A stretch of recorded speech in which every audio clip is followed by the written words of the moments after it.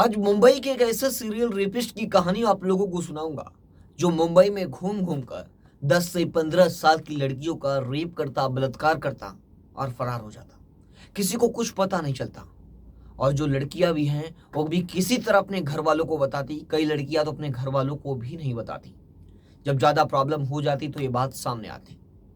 कई मामले दर्ज हुए तो कहीं मामले दर्ज नहीं हुए। लोगों को शर्म आती इस मामले को दर्ज कराने में, या परिवार वाले एफआईआर नहीं कराते, मुंह नहीं खोलते। कई मामले ऐसे थे। मुंबई पुलिस के हिसाब से 50 लड़कियों के साथ ऐसा हुआ है। और वो करने वाला कोई और नहीं बल्कि एक सीरियल रेपिस्ट है जो घूम घूम कर ऐसा करता है। पुलिस के हाथ खाली थे। पुलिस उसे खोज रही थी लेकिन वह पुलिस के हाथ नहीं लग रहा था। पुलिस ने किस तरह इसे गिरफ्तार किया और कैसे इसे आजीवन कारावास की सजा दिलाई, कोर्ट में क्या क्या हुआ, आइए पूरी कहानी आप लोगों को विस्तार से बताता हूं। नमस्कार दोस्तों, मेरा नाम है ब्रिजेश यादव, फिर हाजिर हूं क्राइम की एक नई कहानी को लेकर। आज की सच्ची घटना काफी हैरान कर देने वाली है, जिसे सुनकर आपके रोंगटे खड़े हो जाएंगे। कहानी की शुरुआत मुंबई से होती है। बात आज से लगभग 10 साल पहले की है। 2013-14 के समय की है। 2013-14 में मुंबई में जगह जगह अलग अलग पुलिस स्टेशनों में मामले दर्ज हो रहे थे, वो भी लड़कियों के साथ रेप, बलात्कार की। कोई उनका यौन शोषण करता और छोड़कर चला जाता। वो कौन था, लड़कियों को किस तरह शिकार बनाता, आइए पूरी कहानी को विस्तार से बताता हूं। पहला केस जब तब सामने आया 2014 17 जनवरी के दिन। 17 जनवरी 2014 को मुंबई के डीएन नगर पुलिस स्टेशन में एक मामला दर्ज होता है। मामले में यह बताया जाता है कि कोई आया था, लड़की को बहला फुसला कर ले गया और लड़की के साथ रेप, बलात्कार जैसी घटनाओं को यानी दुष्कर्म किया और उसके बाद लड़की को छोड़ दिया धमकी देकर।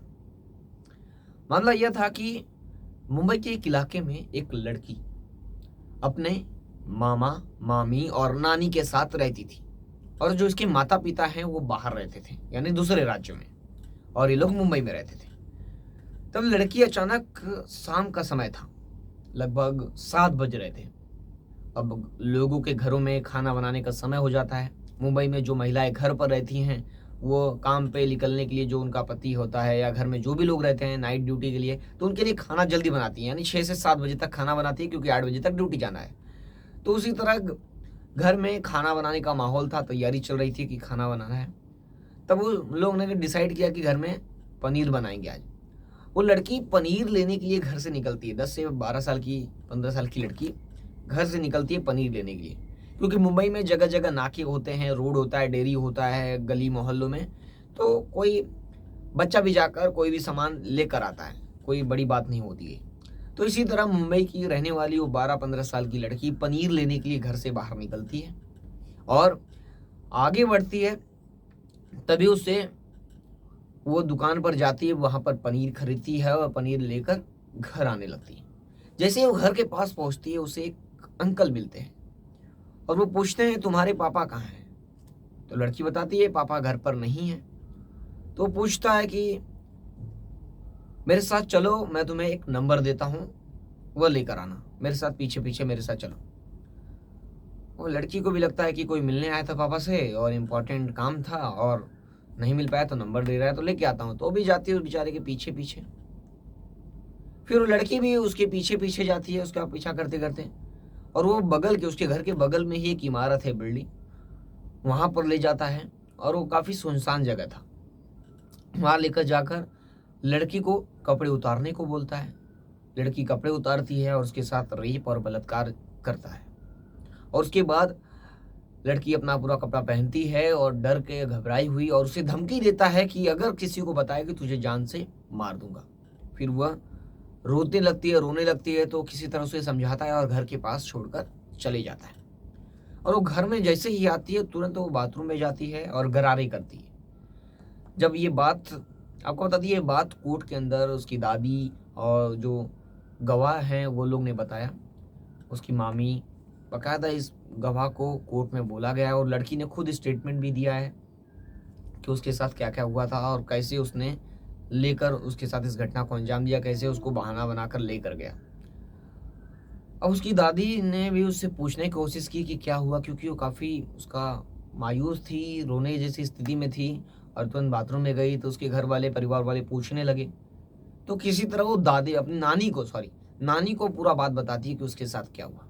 फिर ये लोग तुरंत दियनगर पुलिस स्टेशन में मामला दर्ज कराते हैं।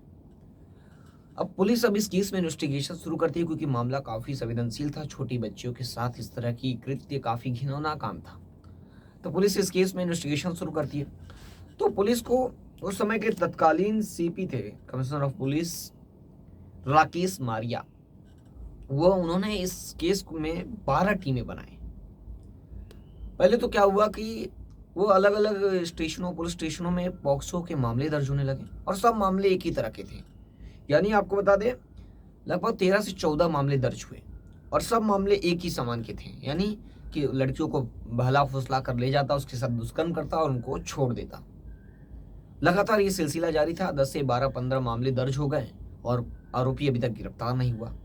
तो जो सीपी थे, तत्कालीन सीपी राकेश मारिया, मुंबई के, उन्होंने तुरंत 12 टीमें बनाई, क्योंकि केस काफ़ी संवेदनशील और बड़ा मुद्दा था।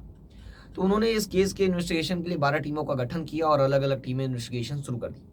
कोई सीसीटीवी खंगालने लगा, तो कोई लड़कियों से, जो भी पीड़ित लड़की हैं, बच्चियां हैं, उनसे पूछने लगे वो कैसा दिखता था, उसकी सूरत कैसी थी। तो पता चला कई लड़कियों से पूछताछ किया गया।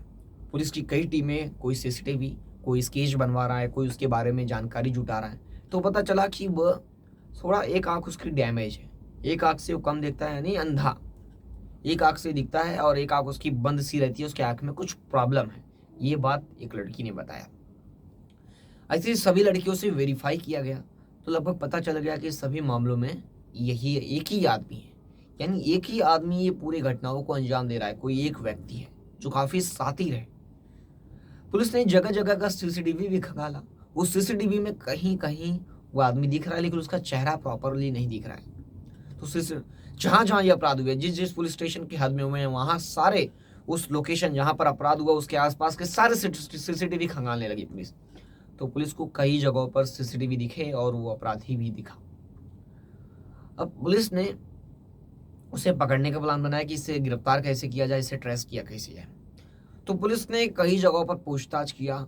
अब लड़की सच बोल रही है, झूठ बोल रही है, उसके बयान को, उसके स्टेटमेंट को भी वेरीफाई करना जरूरी है। पुलिस हर तरह से जांच करती है कि क्या लड़की डर के या किसी को, यानी झूठ बोल रही है, कुछ छुपा रही है। सब कुछ वेरीफाई करना पुलिस के लिए एक बहुत बड़ा चैलेंज होता है। तो क्या लड़की को सच में वो आदमी लेकर गया था? क्या लड़की सच में उसके पीछे गई थी? क्या हुआ था? क्या लड़की को छोड़ने आया था? ये सारे स्टेटमेंट या एविडेंस चाहिए। तो पुलिस आसपास के लोगों से पूछताछ करती है।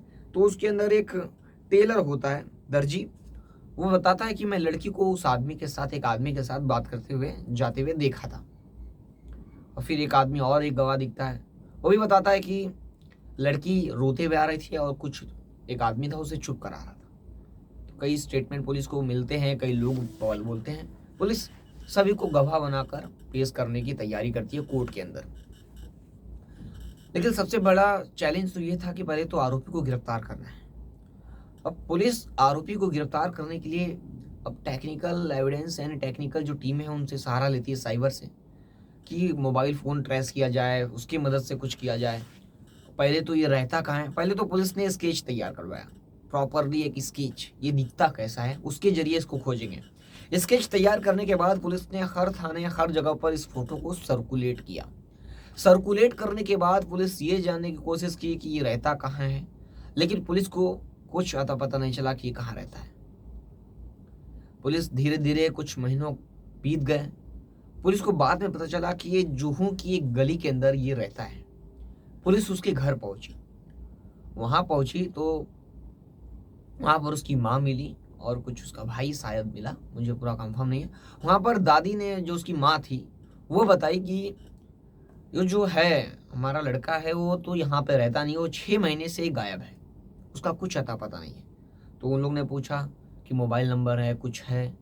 तो बताता है कि वो मोबाइल यूज़ ही नहीं करता। अब पुलिस के बारे में अब पुलिस को नाम मिल गया, क्योंकि उसके घर से उसका नाम मिला। उसका नाम था अय्याज अंसारी। अब अय्याज अंसारी ना मोबाइल, अब पुलिस पहले इसका क्राइम रिकॉर्ड निकालती है। क्या मुंबई में अय्याज अंसारी नाम का कोई व्यक्ति है जिसके ऊपर अपराध मामले दर्ज है पुलिस स्टेशनों में? तो पता चलता है कि पुलिस ने इसे चोरी के एक मामले में गिरफ्तार किया था, एक अय्याज अंसारी को, जो मोबाइल चोरी करता था। फिर ये पता चलता है कि ये लगभग दिन में 4 से 5 मोबाइल ये चोरी करता, लेकिन यूज नहीं करता। वो उसे चलाता नहीं, उसे बेच देता था और उस पैसों का उपयोग करता था। सबसे बड़ी बात, ये ट्रैवल कैसे करता था? ये सरकारी बसों में, जो बेस्ट मुंबई की बेस्ट बसें होती है, मुंबई में जो हैं सरकारी बसें, उसमें ट्रैवल नहीं करता था। सबसे सस्ती बसें हैं, सबसे कम किराए की, उसमें ट्रैवल नहीं करता था कभी। ये भी बात पता चली कि वहाँ से ट्रेस किया जाए कि कहीं उतरा है, लेकिन मुंबई के बेस्ट बसर में वो सफ़र ही नहीं करता था। अब उसके बाद परिवार वालों को पुलिस बोलती है कि अगर वो कभी भी फ़ोन करे तो हमें तुरंत संपर्क करें, हमें तुरंत इन्फॉर्म करें। अब उसके घर में एक दिन वो अचानक कुछ महीनों बाद कॉल करता है पैसे के लिए, पैसे मांगने के लिए, जो उसका रिश्तेदार है। अब पुलिस को ये बात उसका रिश्तेदार बता देता है कि वो फ़ोन किया है पैसों के लिए। तो पुलिस उसे बताती है कि तुम उसे मिलने के लिए बुलाओ। अब ये फ़ोन करके उसको पैसा देने के बहाने, कैश पैसा देने के बहाने मिलने बुलाता है, और वो मिलने आता है। पुलिस अपना पूरा जाल बिछाए रहती है और उसे दबोच लेती है। दबोचने के बाद अब पुलिस उसे गिरफ्तार करती है और उसे पूछताछ करती है। पूछताछ करती है तो वो अपना जो क्राइम है वो पहले तो कबूल नहीं करता है, यानी कुछ भी स्वीकार नहीं करता है। बाद में किसी तरह कन्फेस करता है कि उसने इस अपराध को अंजाम दिया है, लेकिन सभी अपराधों को वो मना करता है कि मैंने नहीं किया है। बार बार स्टेटमेंट भी बदलता है। अब पुलिस उसे कोर्ट पे पेश करती है। अब कोर्ट पे पेश करती है तो उसके तरफ से भी वकील होता है, एक सरकारी वकील भी होता है, और उसमें विशेष अदालत, पॉक्सो अदालत में पेश किया जाता है। वहाँ की जो न्यायाधीश थी सुरेखा पाटिल, उन्होंने उसकी दादी का स्टेटमेंट, दर्जी का स्टेटमेंट, किसी एक और गवाह का स्टेटमेंट, मेडिकल रिपोर्ट सारी देखती हैं, तो उसके खिलाफ थी। लड़की बताती है कि यही मुझे बहला फुसला कर ले गया। दादी बताती है कि एक लड़की जो आई तुरंत घबराई हुई थी और रोते हुए मुझे बताई, और मैंने तुरंत पुलिस स्टेशन में इन्फॉर्म किया। सारे सबूत उसके खिलाफ थे अय्याज अंसारी के, लेकिन उसका वकील कोर्ट में कहता है कि मेरा जो वो भी क्लाइंट है, मेरा जो उसका वकील है, वो बताता है कि अय्याज अंसारी एक लुटेरा है। उसने किसी के साथ दुष्कर्म या बलात्कार नहीं किया, वो सिर्फ लूट करता था। ये उसने, उसके वकील ने कहा। और ये लोग बताते हैं कि वो बलात्कार, रेप करता है छोटी छोटी बच्चों के। उसके ऊपर लगभग टोटल 13 मामले दर्ज हैं। 3 में वह उसे बेल मिल चुकी है और 9 मामले एक जैसे हैं, और एक में आजीवन कारावास की सजा होती है। इस मामले में कोर्ट कहता है कि एक दादी, जो बुजुर्ग दादी है, वो अपनी बच्ची के लिए क्यों झूठ बोलेगी? उसके पीछे का मोटिव क्या है? वो अय्याज अंसारी को, जिसे वो जानती भी नहीं है, उसको क्यों फंसाएगी? वो, उसके फंसाने के पीछे उसका कोई मकसद नहीं है। जो भी बयान है, जो भी है, वो वैलिड है। इसके चलते इसको मद्देनजर रखते हुए मेडिकल रिपोर्ट, कई गवाहों को, उसको अदालत ने आजीवन कारावास की सजा सुनाई। इस केस पर आपकी क्या राय, कमेंट करके जरूर बताएं, और इसी लेटेस्ट कहानियों के लिए सुनते रहें हमारे साथ। फिर मिलूंगा एक नई कहानी और एक नए केस के साथ। तब तक के लिए जय हिंद।